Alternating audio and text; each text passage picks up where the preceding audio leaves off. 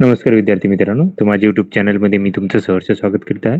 तर तुमच्यासाठी एका महत्त्वपूर्ण विषयावरती व्हिडिओ घेऊन आलो आहे. तो म्हणजे अंगणवाडी सेविका तसेच अंगणवाडी मदतनीस पदाकरिता जी 18,882 पदांकरिता जी जाहिरात आलेली आहे, त्याच्यातली सातारा जिल्ह्याकरिता जाहिरात आलेली आहे. तर त्याची तुम्हाला माहिती सांगणार आहे, त्यामुळे व्हिडिओ शेवटपर्यंत पहा आणि माझ्या चॅनलवरती नवीन असाल तर प्लीज चॅनलला सबस्क्राईब करा. आता ही बघा वेबसाईट आहे satara.gov.in, याच्यावरती तुम्हाला भेटून जाणार आहे ही जाहिरात. आता ही जाहिरात 2 आहेत. एक आहे सातारा पश्चिमसाठीची अंगणवाडी मदतनीस, त्याच्यानंतर इथं आहे अंगणवाडी सातारा पूर्व अंगणवाडी सेविका मदतनीसची जाहिरात. आता बघूयात पूर्वसाठी बघूयात पहिली. 24 तारखेपासून सुरुवात झालेले फॉर्म आहेत.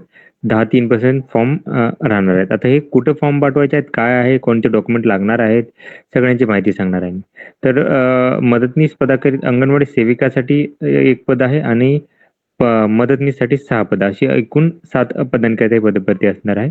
तर बघा हे असणार आहे अंगणवाडी सेविका जे आहे ते आहे वडूजसाठी महादेव परिसर 1 पद आहे. त्याच्यानंतर सूर्यवंशी मळा कराडसाठी आता हे मदतनीसचे आहेत 1 पद. मलकापूर गावठाण 1 पद. त्याच्यानंतर रामापूर पाटण हे आहे 1 पद. त्याच्यानंतर कोरेगाव 1 पद. त्याच्यानंतर वडूज धान्य बाजार वडूज 1 पद. साईनगर दहिवडी 1 पद. असे हे 7 पद टोटल असणार आहेत. आता बघा मानधन असणार आहे 13,000 रुपये असणार आहे हे अंगणवाडी सेविकासाठी आणि मदतनीससाठी असणार आहे 7,500 एवढं मानधन असणार आहे. कमीत कमी 12वी पास असणं आवश्यक असणार आहे तुम्हाला. त्याच्यानंतर त्याच्यापेक्षा जास्त असेल तर तुम्हाला तसे तसे मार्क भेटतील.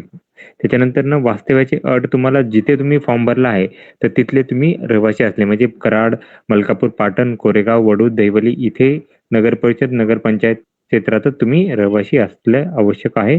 तसे तुम्हाला डोमिसाईल सर्टिफिकेट किंवा तसे तलाठ्याचे रहिवासी प्रमाणपत्र लागणार आहे.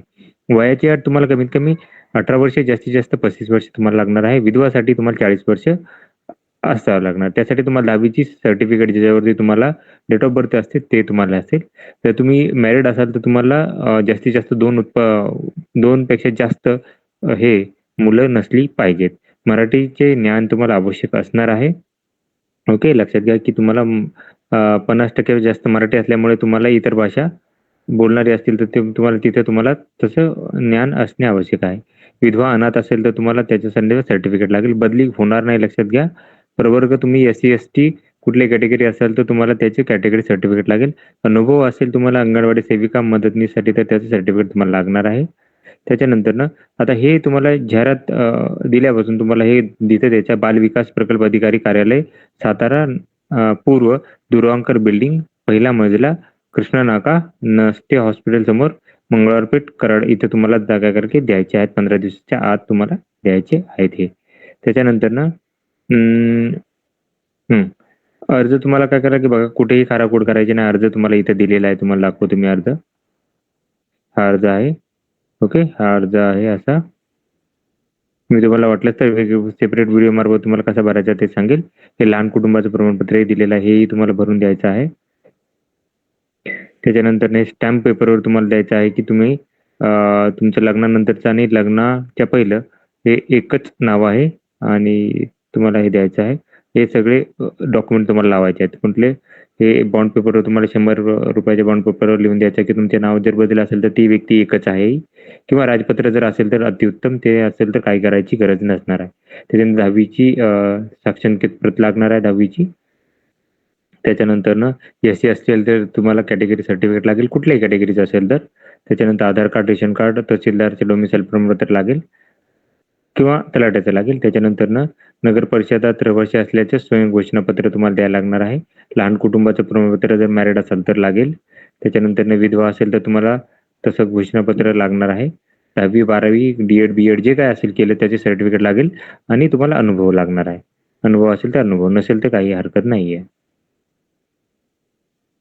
ओके, रहिवासी घोषणापत्र या सगळ्या गोष्टी इथे दिलेल्या आहेत. जशा तशा तुम्ही या गोष्टी जाऊन द्यायच्या आहेत. ओके, हे आहे अपूर्वसाठीची जाहिरात. पश्चिमसाठीची जाहिरात आहे. सेम जाहिरातीची डॉक्युमेंट वगैरे सगळ्याची हे सेम असणार आहे, फक्त ही जी आहे संख्या ती वेगळी असणार आहे.